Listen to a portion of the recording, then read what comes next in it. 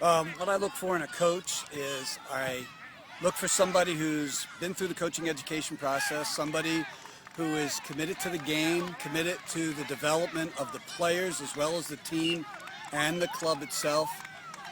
I would prefer somebody who has actually played the game and has experience being on the field, but that's not absolutely necessary. And certainly, when I'm looking to hire a coach, I want somebody who is willing to participate in the full activities of the club. I always look for a coach that has the proper integrity and commitment to player development. As one that's been involved with coaching education and is interested and open to always get new ideas and expanding their knowledge to be able to give that back to the players. Having the right commitment to make sure they're on time and professional in the way they dress and carry themselves and represent the club and ultimately the state. Overall, it's a very important attribute.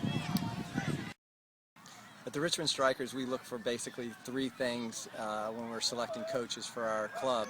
The first thing is coaching education. We hope that our coaches are interested in coaching education and showing the initiative to go out and get themselves some training to help to be better prepared to coach our young kids. We also look for enthusiasm because we want our coaches to develop a love of the game in the players. And the last thing we look at is patience, because we understand that this is a long-term process of developing players and it's not a year-to-year. We want the players to be developed so that they can be as good as they possibly can as they move forward in their soccer careers. We do background researches on our coaches in terms of their history within youth soccer, how they've fit in with their teams.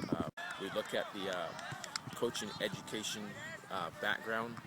Now within the club, we are not hiring anyone that haven't been pursuing the coaching education. We want to make sure that the personality of the individual that will sit down with myself or our executive director is going to work well with us, because if it's not going to work well with us right away, we understand it's not going to work well across the board with our coaches. The coaching staff is also a team, and that's important to be able to make sure that you sustain that. Okay, first and foremost, we look at the character of the person. That's the main thing we look for, regardless of age. Can they relate to kids? Do they have the kids' best interest at heart? And when they step onto the field, are they armed with the knowledge that we're required to educate kids how to play the game properly? So obviously coaching education is very important. A playing background for me is definitely preferred, although I wouldn't turn somebody down just because they haven't. But having said that, everyone in our club played at a decent level. And then we're looking for teaching the right things at the right ages, and having the ability to deal with parents, having the ability to deal with administrators, having the ability to deal with referees, and being able to relate not just to the game, but to individuals and adolescents, especially in our older age groups. Do you know a little bit about the kid? Is it just someone you see on a Thursday and a Tuesday and a Saturday, or do you have an interest in their lives? Do you know what their grades are? Do you know a little bit about what their family background is, and can you talk to them about that? And can you relay your passion that's probably huge to the passion of an American kid who maybe doesn't watch soccer every day like most of our staff do?